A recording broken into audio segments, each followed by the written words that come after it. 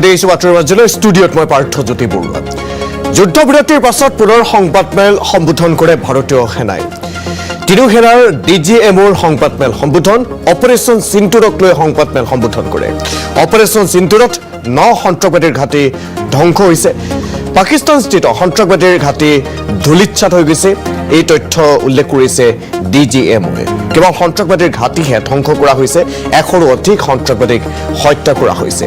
এই ভাষ্যত DGMOৰ তিনি দুৰ্ধৰ্ষ সন্ত্ৰাসবাদীক হত্যা কৰা হ'ল আৰু সেই তিনি দুৰ্ধৰ্ষ সন্ত্ৰাসবাদী হৈছে ইউছুফ আজহৰ, খাছ, হাফিজ জবিলক হত্যা কৰাৰ তথ্য ইতিমধ্যে DGMOয়ে দিছে এই সংবাদমেলত। এই সংবাদমেলত আৰু কি তথ্য অপাৰেশ্যন সিন্দুৰ সন্দৰ্ভত ক'লে DGMOয়ে এই মুহূৰ্তত আনকাট আগবঢ়াইছে। You are all by now familiar with the brutality and the dastardly manner in which 26 innocent lives were prematurely terminated at Pahalgam on the 22nd of April. When you combine those horrific scenes and the pain of the families that the nation witnessed with numerous other recent terrorist strikes on our armed forces and defenseless civilians, we knew that the time had arrived to make yet another compelling statement of our resolve as a nation. Operation Sindoor was conceptualized with a clear military aim to punish the perpetrators and planners of terror and to destroy their terror infrastructure. What I do not state here, of course, is the often stated determination of India and its intolerance to terror. It set into motion a very diligent and microscopic scarring of the terror landscape across the borders and the identification of terror camps and training sites. The locations that emerged were numerous, but as we deliberated more, we realized that some of these terror hubs were now bereft of any presence and had preemptively been vacated, fearing retribution from us. There was also a term of reference and our own binding, self-imposed restriction to target only terrorists and thus prevent collateral damage. There were 9 camps that you are now all familiar with, which were confirmed by our various intelligence agencies to be inhabited. Some of these were in POJK, while there were others that were located in the Punjab province in Pakistan. Nefarious places such as Muridke, the hub center of the Lashkar-e-Taiba, has over the years bred infamous characters such as Ajmal Kasab and the likes of David Headley. What followed was a careful scrutiny of each of these sinister locations, their layout, configuration, even the type of construction in each structure and the terrain obtained around these. This was with an obvious intent to deduce and identify the exact vector that was required for their neutralization, as also the eyes in the sky that we would send up to ensure that we brought back evidence that we had indeed targeted what we set out to. The precise images of these engagements on that fateful and historical night have already been showcased during the first press statement on the 7th of May that was held by our Foreign Secretary. I have no doubt in my mind that we achieved total surprise, and those strikes across those 9 terror hubs left more than 100 terrorists killed, including high-value targets such as Yusuf Azhar, Abdul Malik Rauf and Mudassir Ahmed that were involved in the hijack of IC-814 and the Pulwama blast. The line of control was also violated soon after by Pakistan, and the erratic and rattled response of our enemy was apparent from the number of civilians, inhabited villages, and religious sites such as Gurudwaras that were unfortunately hit by them, leading to a sad loss of lives. The Indian Air Force played a major part in these strikes by engaging some of these camps, and the Indian Navy provided wherewithal in terms of precision munitions.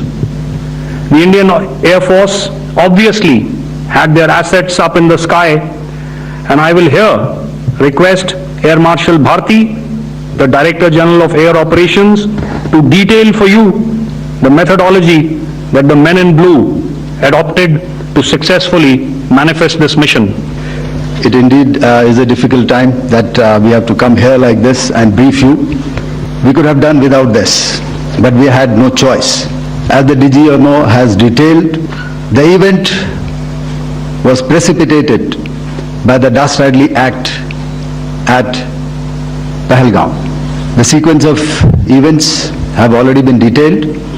We carefully selected the targets, and out of the 9 selected targets, the target systems that were given to the Indian Air Force were the notorious training camps at Bhavalpur and Muridke, these being further from the international boundary.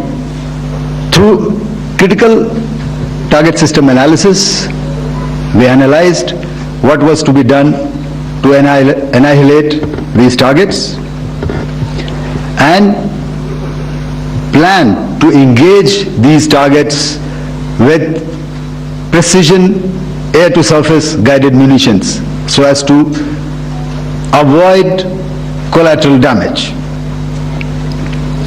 The modalities of planning process I will not go through at this instant. However, what I would like to show you is the results that we achieved through our targeted air strikes. Could I have the second slide, please? Okay. This is what the terror infra at Muridke looks like. If you see, north is as indicated, and to the right is east, where the international boundary lies. Could we have the next slide, please? Orientating. Just go back to one slide. Please have a look at this red building. The series of buildings out here, and this empty ground. Next. If you relate, the empty ground is here, and you see this is the first weapon that is impacting. This is the impact point number 1 on Muridke training camp with our precision guided weapons on early morning 7th. Next, please. Keep your eyes glued for the second weapon coming in and the second impact on the selected target point. Next slide, please. Third weapon, third impact. Continue. And fourth weapon, fourth impact. So through these targeted and precision targeting, we addressed the target at Muridke, which was the terrain infrastructure. Can you hear me? All right. Okay, I'll come closer to the mic. Now we go to the next target, which is the Bhavalpur training camp. Next slide, please. Okay, just wait. So the effect, if you see, the impact point, if I can point out, this is the impact point. The ammunition has gone through the roof and it has created a blast inside, the photographs of which you would have, all of you would have seen. And the red building, after that there was this double-story building. It has been completely decimated by precision targeting. Next, please. The target system which was in the north, a series of buildings. I will show you how it looked. Next. Completely destroyed by our precision targeting. Next. Now coming to Bhagalpur, this is the target complex that we are dealing with, a fairly large target complex. So we had to carefully choose the points that we needed to address, which were high value and which would meet our stated objectives of eliminating the terrorists. I would like to draw your attention to this red canopy, and in relation to that I would cover the targets. One target system is a series of buildings here, other one here and other one out here. Next slide please. This is how it looked before, and this is how the building looked after the impact of the weapon, and orientation in relation to this red canopy you can see here. Next please. Before, next, and after. The roofs have completely collapsed. Next. This is the target system. Next. Precision targeting, and we have achieved our objectives here. Next. All right, so that was what we did on the 7th. Our objective was to address these two terrorist camps, and that we did with precision. And thereafter, we maintained a robust air defense posture, because remember, our objective was to target the terrorists and terrorist infrastructure, not any other infrastructure, not the Pakistani military, not the Pakistani any other infrastructure. So that is what we have maintained on the 7th of May. However, what we saw in the evening of 7th of May, we were saturated with a raid of Pakistani unmanned aerial vehicles and small drones, and these came in waves in our civilian areas, over our military installations, and all of them were successfully intercepted. Few of them did manage to land. However, there was not much damage that they did, and we have our robust counter-US hard kill and soft kill systems which did the job. However, the difference here was that we had targeted the terrorists. The adversary now has targeted our civilians and the military infrastructure, so it had to be responded to. So in a quick and calibrated response, that very night we struck their radar installations at Lahore and close to Gujranwala, the LYT installation, to indicate to him that we are ready, yet we do not want to escalate. Our fight was with the terrorists and not with the Pakistani military establishment. So, ladies and gentlemen, he's outlined operations not only on the night of 6th and 7th of May, when Operation Sindoor commenced, but also on the subsequent night. Being well aware and familiar with the congenital and impulsive nature of our adversary, and even though we did attempt to reach out and communicate our compulsions to strike at the heart of terror to my counterpart in the immediate wake of Operation Sindoor, the request was brusquely turned down, with an intimation that a severe response was inevitable and in the offing. We were of course prepared. Operations on the 7th and the 8th, Air Marshal Bharti spoken about. On the night of 8th and 9th of May, they flew drones and aircrafts into our airspace all across the borders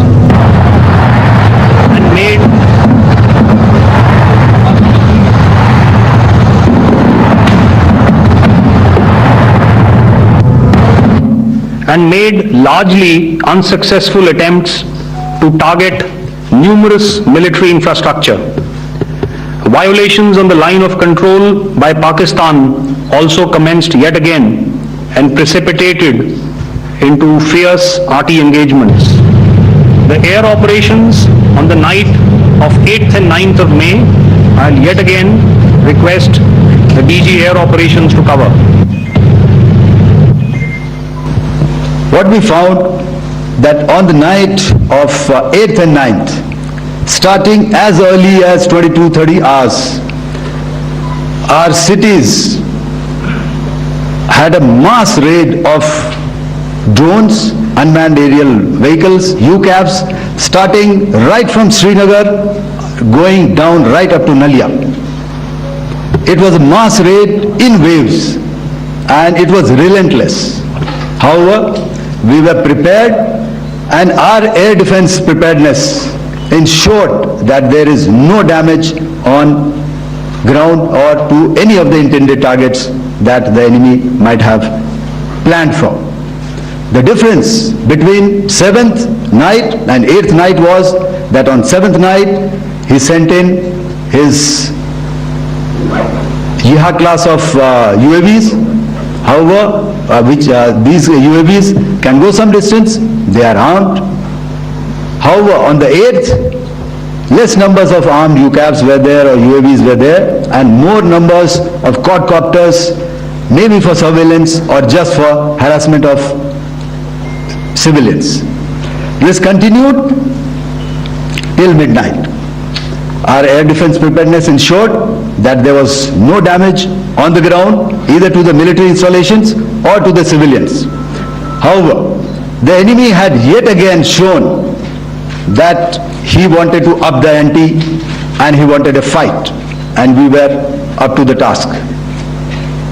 In a measured and calibrated response, we once again targeted his military installations, which included his SAM sites at Malirkant. This also included his surveillance radar sites at Lahore and close to Gujranwala. These were suitably addressed, and thereafter his drone attacks continued even till morning, which we countered, and during the daytime there was some respite. Here I would like to bring out another aspect. What we found was that while the drone attacks were being launched from somewhere close to Lahore, enemy had allowed his civilian aircraft to also continue to fly out of Lahore. Not only his own aircraft but international passenger aircraft, which is quite insensitive, and we had to exercise extreme caution even at the cost of some tactical disadvantage to ensure that there is no damage to any of the civilian aircraft. And this was also brought out in our press briefing during the day. So I will now hand over to my colleague to cover the events of 9th onwards. On land, we also undertook certain measures such as deployment of air defense and electronic warfare assets to establish an integrated grid with the Indian Air Force, and I have seen and heard some of you wax eloquent about the benefits of such an architecture when it comes to negating and combating air intrusions. We also carried out deployment to include movement of our forces in the land, sea and air domains. The night of the 9th and the 10th of May saw similar intrusions by drones and aircrafts, and this time there was a concerted effort to target airfields and some very, very important logistic installations, albeit yet again unsuccessful and denied gallantly and efficiently, I must say, by the integrated Indian Air Force and Indian Army Air Defense. We further strengthened our deployment and also initiated some pressure points to send a very clear and unambiguous message to the other side to desist from any misadventures on land. Some of the airfields and dumps saw repeated attacks in waves from the air. All were thwarted. The Pakistan Army has reported to have lost approximately 35 to 40 personnel in artillery and small arms firing on the line of control between the 7th and the 10th of May. What the other side had probably also not reckoned with was the speedy and precise turnaround and hit back by the Indian Air Force. And I will yet again ask Air Marshal Bharti to speak about these significant and game-changing strikes. I will thereafter request Vice Admiral Pramod, my colleague and Director General of Naval Operations, to tell us about some very telling naval maneuvers in the Arabian Sea that exerted pressure on the night of 9th and 10th of May. Commencing about 2000 hours, that is 8 p.m. local time, on 8th of May, several Pakistani unmanned aerial systems, drones, combat vehicles attacked multiple IF bases. These included Jammu, Udhampur, Pathankot, Amritsar, Bhatinda, Nal, Dalhousie, Thois, Jaisalmer, Uttarlai, Falodi, Nalia. These were almost simultaneous and they came in waves. All our AD guns and other systems were waiting for them. All these waves were neutralized by our trained crew using the air defense systems that they have, and also some of them were utilized using our legacy systems like Pechoras and IF Summer, which we have recently acquired, and some were neutralized by the Garud snipers. There was no damage on ground from these incursions and these mass raids, if I could call them, from the Pakistani side. However, following these relentless attacks on our air bases, on our forward positions and on our civilian targets, this was time to convey some message to our adversaries. And therefore, a decision was taken to strike where it would hurt. And towards that, in a swift, coordinated, calibrated attack, we struck his air bases, command centers, military infrastructure, air defense systems across the entire Western Front. The bases we struck include Chaklala, Rafiki, and mind you, Chaklala is Islamabad. Rahim Yar Khan, Sakar, sending a clear message that aggression will not be tolerated. This was followed by strikes at Sargoda, Bholari, Jacobabad. We also struck the C2 centers at Murid, the UAE complex at Murid, Rafiki, radar at Chunia, which I will show you, Rahim Yar Khan airfield, and the unmanned combat aerial vehicle hangar at Sakar. I would like to reiterate here that we have the capability to target every system at these bases and more. However, it was only a measured response to instill good wisdom to our adversary to refrain from further escalation. IF response was directed only at military installations, avoiding civilian and collateral damage. I would now like to show you some of the effects that have been achieved as a result of our air operation. Here is the Pasrur air defense system, if you could see. Zoomed up view, this is the radar mounted on a high tower. And after the strike, this is what has happened. This radar has been taken out, completely burnt. The Chunia air defense radar, which was taken out on 7th and 8th, this is the radar site. A blown up photograph once again on a tower, not very clear, but what you see very clearly is the after effect after we have struck. The radar head has been completely decapitated. Next slide please. Arifwala air defense radar. in this complex, you see how it looked before, blown up image, and after really blown up. Next. Now coming to Sargodha airfield. Remember, this is one of their important airfields wherein they have a lot of assets, F-16s, other assets which they keep getting, training institutes, and we have stuck this airfield.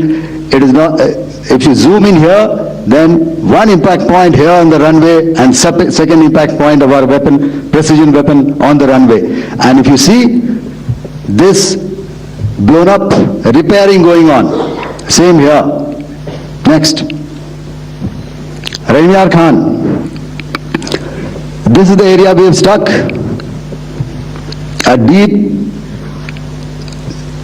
strike out here and one complex here.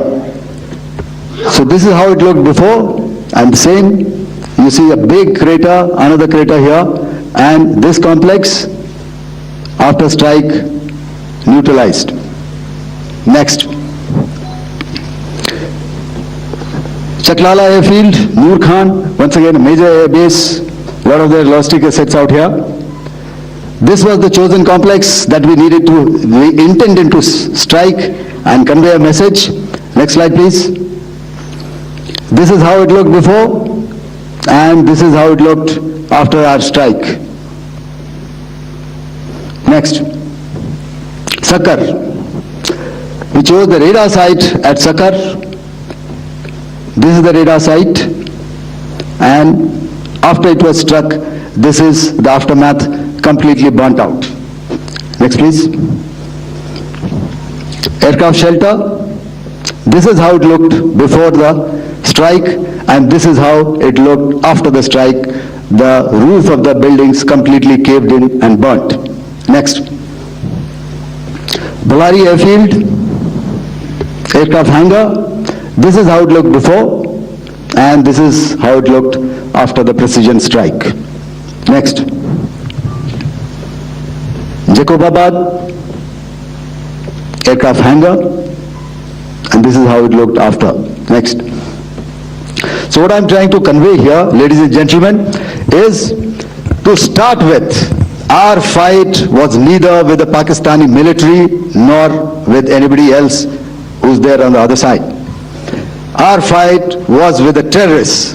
We neutralized the terrorists that we selected to be neutralized, and thereafter we only maintained the air defense posture. However, we were relentlessly pounded by waves after waves, night after night, by his UCAVs, by his drones, and by his other unmanned aerial systems. And that left us with no choice but to retaliate, and yet our retaliation was calibrated, it was graduated, and it was proportionate. Thank you.